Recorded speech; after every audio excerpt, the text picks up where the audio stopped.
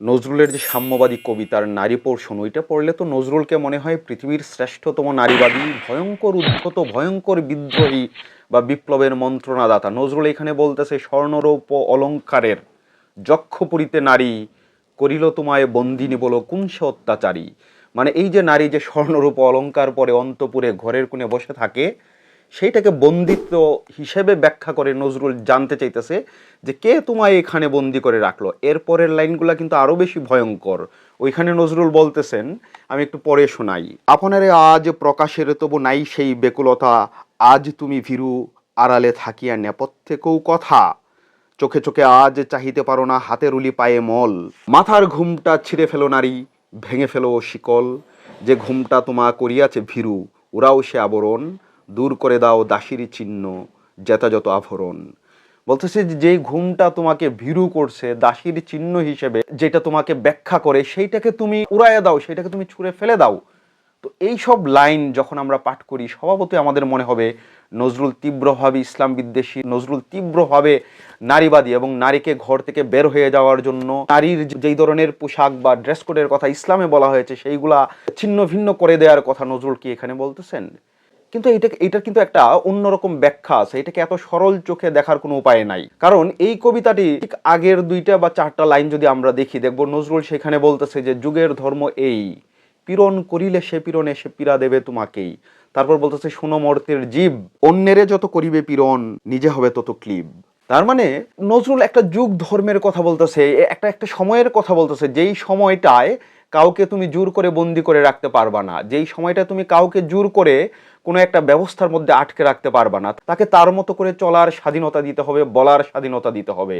এবং তুমি যখনই কাউকে গায়ের জুড়ে বন্দি করে কোনো কিছু মানাতে যাবা, তখন ওই পীড়নটা তোমার গায়েই লাগবে, তুমি তত বেশি ক্লিব হিসেবে পরিচিত হবা। এবং এখানে একটা মজার কথা বলি যে নজরুলের এই যে সাম্যবাদী কবিতার যে নারী পোর্শন, এইটার এর আগের দুইটা কলি কিন্তু আমাদের সবারই প্রায় মুখস্থ, আমরা বিভিন্ন জায়গায় ব্যবহার করি। নজরুলের বিখ্যাত দুইটা উদ্ধৃতি, এক জায়গায় নজরুল বলতেছে কোনো কালে একা হয়নি কো জয়ী, পুরুষের তরবারি প্রেরণা দিয়াছে শক্তি দিয়াছে বিজয় লক্ষ্মী নারী। আবার আরেকটা জায়গায় নজরুল বলতেছে বিশ্বের যা কিছু মহান সৃষ্টি চিরকল্যাণকর, অর্ধেক তার গড়িয়াছে নারী অর্ধেক তার নর।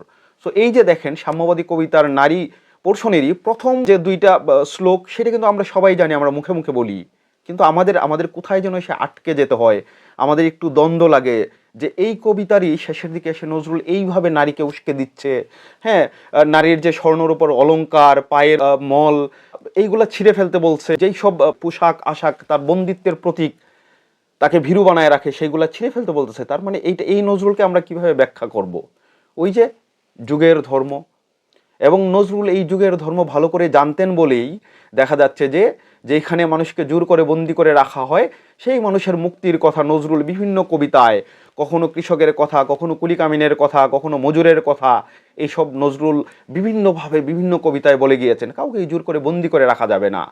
যদি সেইটাই না হবে তাহলে নজরুল একই সাথে কিভাবে শ্যামা সঙ্গীতের মতো জিনিসপত্র লিখেন, নজরুল কিভাবে নারীকে এইভাবে মুক্ত হয়ে যেতে বলেন। আবার এই নজরুলই খেয়াল করেন তার বিখ্যাত একটা গজল, উনি বলতেছেন যে আমি যদি আরব হতাম মদিনারি পথ, এই পথে মোর হেঁটে যেতেন নূর নবী হজরত।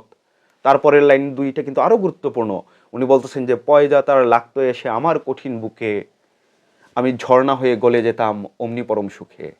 আমরা নারী কবিতার দুই চারটা লাইন পরে আমরা এরকম ব্যাখ্যা করতেই পারি যে নজরুল তীব্রভাবে ইসলাম বিদ্বেষী, তীব্রভাবে নারীবাদী, উনি মেয়েকে ঘরে রাখতে চান না, উনি মেয়েকে সবকিছু ভেঙে চুরে বের হয়ে যাওয়ার কথা বলছেন। কিন্তু বিষয়টা তা না, বিষয়টা হচ্ছে যখন জোর করে কারো উপর বন্দিত্ব আরোপ করা হয় তখনই শুধু নজরুল মুক্তির কথা বলেন। এবং সেইটা আসলে ওই যে তার আগের দুইটা লাইনে কিন্তু উনি ব্যাখ্যা করে যাচ্ছেন যে এইটা হচ্ছে যুগের ধর্ম, তুমি কাউকে জোর করে আটকায় রাখতে পারবা না, জোর করে কাউকে কোনো জীবন চাপায়ে দিতে পারবা না। সো নজরুল হচ্ছে এইরকম একজন স্মার্ট, এইরকম একজন আধুনিক মানুষ, যে মানুষ ইসলামী যে কোড, যে মানুষ ইসলাম পালন করতে চায়, তার জন্য উনি বলতেছেন যে আমি যদি আরব হতাম মদিনারি পথ, এই পথে মোর হেঁটে যেতেন নূর নবী হজরত, এবং তার পয়জা বা জুতা এসে আমার কঠিন বুকে লাগতো এবং আমি ঝর্ণা হয়ে গলে যেতাম। এটা হচ্ছে ধার্মিকদের জন্য নজরুলের লেখা। আবার সেই নজরুলই এই বন্দিনী নারী, জোর করে আটকে রাখা নারীর কথা বলতেছে, তোমার এই চিহ্ন এই জিনিসপত্র একদম উপড়ে ফেলো, ভেঙে ফেলো, এই দাসত্বের জন্য তোমার রাখার দরকার নাই। আবার যেই মানুষ নিজের বিলিফের জায়গা থেকে, নিজের আস্থার জায়গা থেকে স্বেচ্ছায় যদি হিজাব পরে বোরকা পরে, সেখানে কিন্তু নজরুলের কোনো বিরোধ নাই।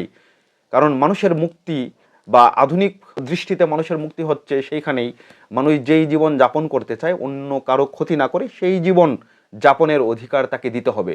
যে মানুষ ধর্ম পালন করতে চায় তাকে ধর্ম পালনের অধিকার দিতে হবে, যে ধর্ম পালন করতে চায় না তাকে জোর করে ধর্ম পালন করানো যাবে না। সো ধর্ম পালনের অধিকারেও নজরুল বিশ্বাস করেন, এবং ধর্ম পালনের পাশাপাশি যে ধর্ম পালন করতে চায় না তার অধিকার নিয়েও নজরুল কিন্তু কথা বলেন, এবং এই নজরুলকে নিয়ে আলোচনাটাই কম হয়। এই যে আমরা প্রায়ই বলি দেখুন আমাদের কি জানতে দেওয়া হয় নাই, কি বলতে দেওয়া হয় নাই। আপনারা দেখবেন যে আমি নজরুলের যে কবিতার লাইনগুলো পাঠ করলাম সবই কিন্তু একটা কবিতার পোর্শন, কিন্তু আপনি প্রথম দুইটা শ্লোক যেই পরিমাণ জানেন পরের শ্লোকগুলো এরকম জানেন না, কারণ আমাদের এইখানে এইগুলাকে সবসময় একটু ভুলভাবে ব্যাখ্যা করা হয়। অথচ নজরুল কিন্তু ইঙ্গিত দিয়ে গেছেন যে এইটাই হচ্ছে যুগের ধর্ম। মানুষের স্বাধীনতায় তোমাকে বিশ্বাস রাখতে হবে। মানুষের ধর্ম পালনের স্বাধীনতা যেমন আছে, ধর্ম পালন না করার স্বাধীনতাও মানুষের কিন্তু থাকে। শুধু খেয়াল রাখতে হবে যে আমি আমার স্বাধীনতার চর্চা করতে গিয়ে অন্য কারো যেন ক্ষতি না করি, অন্য কারো যেন সর্বনাশ না করি। তাহলে তো আমি আমার স্বাধীনতা পালন করতে গিয়ে অন্যের জন্য ক্ষতিকর হয়ে উঠবো, সেটা করা যাবে না।